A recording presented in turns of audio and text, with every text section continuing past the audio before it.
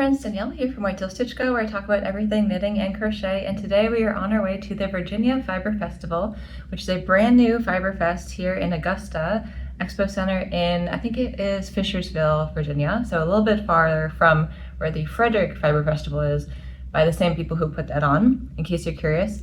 This one is, I said, indoor at the Expo Center, which is fantastic because it is going to be like 90 degrees today. It is in June, and as you can see, I am actually not wearing any knits because I would be dying.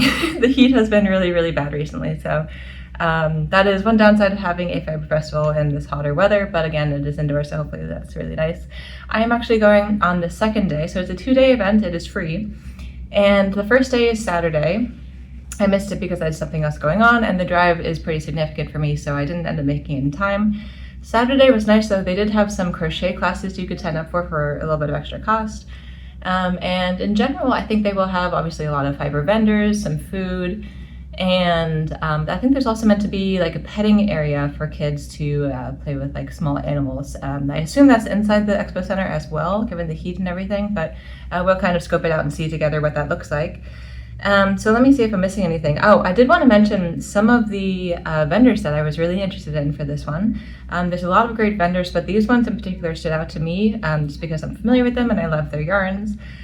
So some of them that I definitely want to check out today are the Granite Mountain, Queen City, Stone Cellar, the Red Pansy, and Wool and Vinyl. Especially Wool and Vinyl, I did the Grid Gambit cowl recently in their Hard Rock DK, and it is fantastic. Really, really had a great time with that project, and I'm strongly considering getting yarn to make another one. But we'll see kind of how this pans out. I do want to kind of stay a little bit better about budget today, so we'll see how that goes. But yeah, very excited to check this out with you today. First time at this brand new festival. I mean, how many opportunities do you get to go to a brand new fiber festival in your area? So yeah, we'll just kind of check it out and see what's going on together.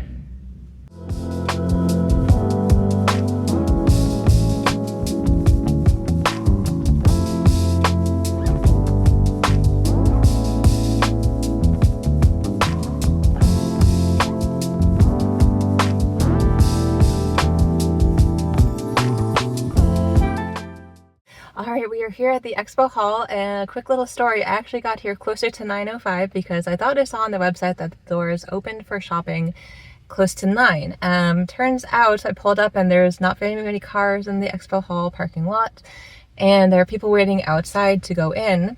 I, had a little snack, a little coffee, and I waited a little bit, and then I walked up there, just, 9:10 or so. And I saw they were wearing vendor tags. It turns out not only was I probably confused, but it seems like there was some communication issue with the vendors, maybe.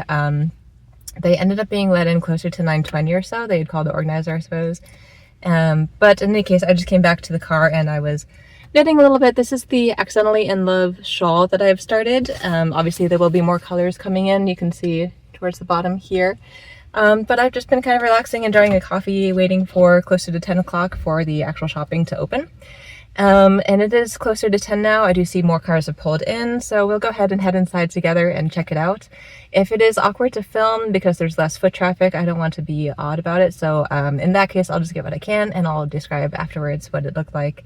But I will try to show a little bit to you guys. This is the brand new festival again at the Augusta Expo Center, so very curious to see how it turns out.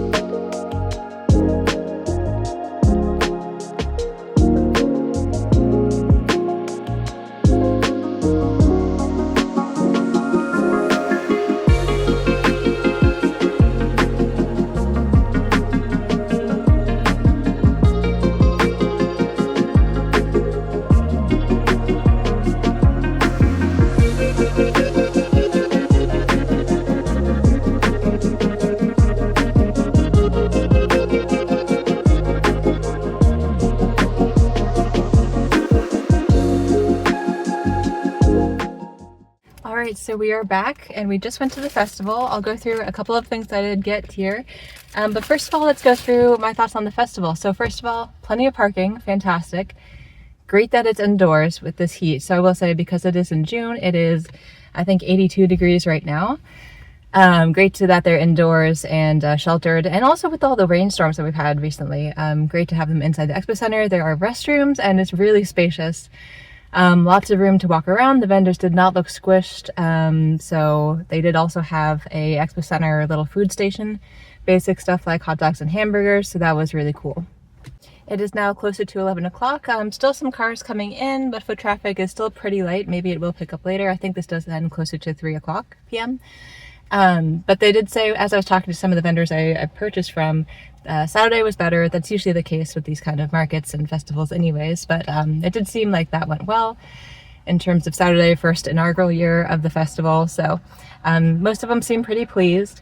There was also a raffle as you entered, so you may have seen the footage as you entered. They had a little station to get a free raffle ticket. You didn't have to stick around. You put your phone number and your name down on the ticket and they'll draw at 2 times. They said noon and something else today.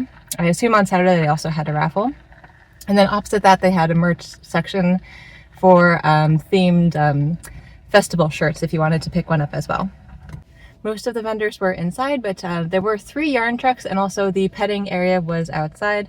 Like I said, it's 81, but the animals were on the side of the building, and there's a little bit of a wind today, so that's good.